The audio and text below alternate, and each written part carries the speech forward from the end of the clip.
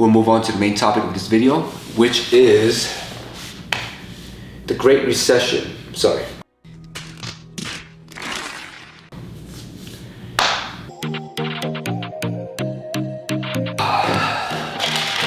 Yo, what's good, YouTube? My name is TriStar, and no, this is not the casting couch, okay? Are you sure about that? So, topic of this video is gonna be about the Great Resignation, right? But I'm gonna be taking you throughout my day in New York City, what life is like in New York City as a Brooklyn resident. So, first thing I did today is I commuted to the gym, then I went to test out the 100-pound dumbbells. And in this video, this clip right here, which I'm gonna show, it's 90-pound dumbbell, and then we put a 10 on top of that because Blink Fitness only goes up to 90-pound dumbbells and they don't have any hundreds. I checked in 3 of the Blink Fitness chains and none of them have any dumbbells above 90 pounds. So we had to improvise a little bit. And so 100-pound dumbbell press, for me personally, that's a personal record. I'm pretty satisfied with that because I've never went above 90 pounds because every time I did that, I hurt my rotator cuff and that set me back a couple months. So yeah, it's either the rotator cuffs or my wrist. My wrist will get injured.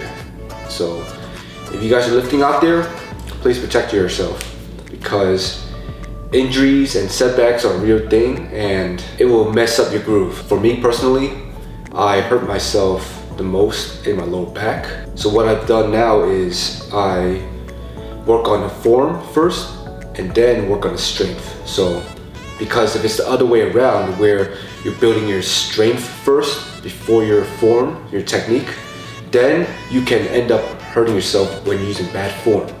Okay, guys, please don't ego lift, okay? It's not the greatest thing to do. So when you ego lift, you will end up hurting yourself.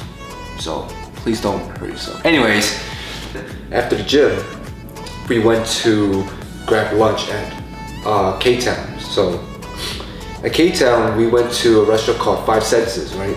So my friends, they ordered 1 spicy squid over fried rice, and the other one was a soup. I mean, after the workout, they need protein, and what happened was in his soup it came off 1 bone. It came off 1 bone, okay? So that was kind of funny. He needed protein, but he only got 1 bone with a little bit of meat on it. I mean, it's pork, so whatever. And I got the pork belly. So here's the thing, for guys that have allergies like me, I'm allergic to shellfish, and there's a lot of seafood out there in Asian cuisine that contain shellfish. So for example, for Chinese people, I'm Chinese, and I'm just saying this, at any restaurant, a lot of them will use oyster sauce in the food, and they marinate it using some kind of oyster sauce, some sort of oyster sauce, and it makes it taste really good. Not gonna lie, my mouth is watering thinking about the seafood I'm missing out on. There's shrimp, there's shrimp, there's crab, there's lobsters, there's oysters, all of that good stuff. Crawfish even. I'm missing out on all of them, so it sucks. It sucks to be Asian, but not be able to enjoy Asian cuisine to the fullest. So that's the thing about me. That's a fun fact. Anyways, we'll move on to the main topic of this video, which is the Great Recession. Sorry. Which is the Great Resignation. And why do I want to cover this topic? Well, the reason why is because I, for one, am one of the people out here in the field that is looking for jobs and have also been affected by the pandemic somehow, one way or the other. And I've also seen that some of my friends and coworkers are bouncing from job to job, right? And what people don't understand, what people don't know is that the newspapers, the news networks and media are telling us one story, that people are having a hard time. Excuse me. The media networks are telling us one story where companies have a lot of people and there's no problem with retaining employees and everything is good and clear. We have the highest number of people employed right now, which means that we have the lowest unemployment rate ever, historically. You know what? That's bullshit, okay? And let me tell you why. In New York City, if you look around, I have worked with some coworkers that are hopping from job to job, right? And also I've seen a lot of companies that the office is half empty or completely empty. So that means people are 100% remote, but companies out there are asking people to come back to office. They're mandating people to come back to office. And what this does is it's going to cause even half of their staff to resign right away. And people don't understand that employees right now, we have a lot of power when it comes to employment. Historically, this has never happened. Maybe it has happened about half a century ago. I don't know, to be honest. I don't know the statistics, but what I can say is right now is the best time for people to get leverage on companies. Back then, when I first graduated college, it was so difficult for me to find a job. I was a mechanical engineering major, and as soon as I graduated, it was so difficult for me to find an interview, specifically in New York City. So I was kind of sold a lie where people tell us, hey, if you're an engineer, you're not going to face any layoffs, your job is very stable, it's really easy for you to find a job, right? Guess what? That's bullshit. I'll tell you right now, that is bullshit, okay? I have some friends that graduated with me and some friends that graduated after me, a year after me, and they couldn't find a job for 6 months to a year. So it's not just engineers that face this problem. All majors face this problem. So you can't just say, oh, engineers are good, blah, blah, blah. No.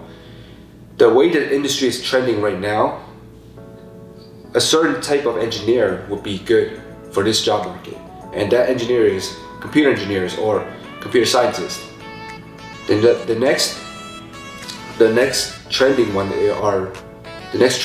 are data scientists. So anything from like data analyst, data scientist, software engineers, developers. So those jobs are very stable, and those guys, they have the power right now in this time to job hop easily, and they can bargain with companies for their contracts or their employments, right? So companies are saying that people must come into office, right? Bullshit. Again, that's bullshit. We can do work perfectly from home, and it does not require us to spend in New York City $275 one way and $275 back, or travel 50 minutes to get to office and then 50 minutes back. I've heard stories where I had some coworkers coming from Long Island, and that takes about an hour and a half one way and an hour and a half back, so that's 3 hours a day. Imagine traveling 3 hours a day for work, and that can all be solved using remote work, right? Well, companies don't want people to work remotely because they have managers that want to micromanage you and make sure that you're doing your work on time and efficiently. But what they don't understand is that remote work has actually increased productivity and efficiency. But companies, what they're trying to say is, right now they have all these office spaces, right, that are empty. So they need people to fill in those offices so they don't spend the money, so they don't waste the money on office space that are sitting there empty, right?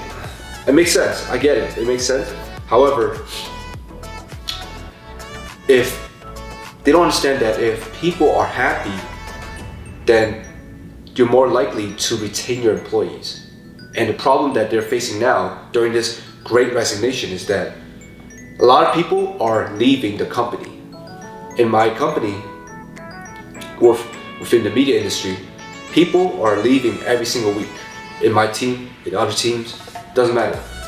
I see people leaving every single week. I get emails from them saying, "Oh, thank you so much for your helping me grow my career here. I love working here. The people are great." But guess what? They're leaving. And why is that? Because they're getting a better compensation at another company. So when employers don't care about people and their happiness, then people are obviously going to leave, right? So that's the thing. Right now, during this great resignation, we should take advantage, because this does not come around often. This comes probably once or twice every lifetime. So people out there, my millennials, my Gen Zs, my Zoomers, right? You guys should definitely take advantage of this and make the most of it. Anyways, this is the end of the video. Thanks for watching. And if you want, you can subscribe. If not, catch you in the next one then. Peace.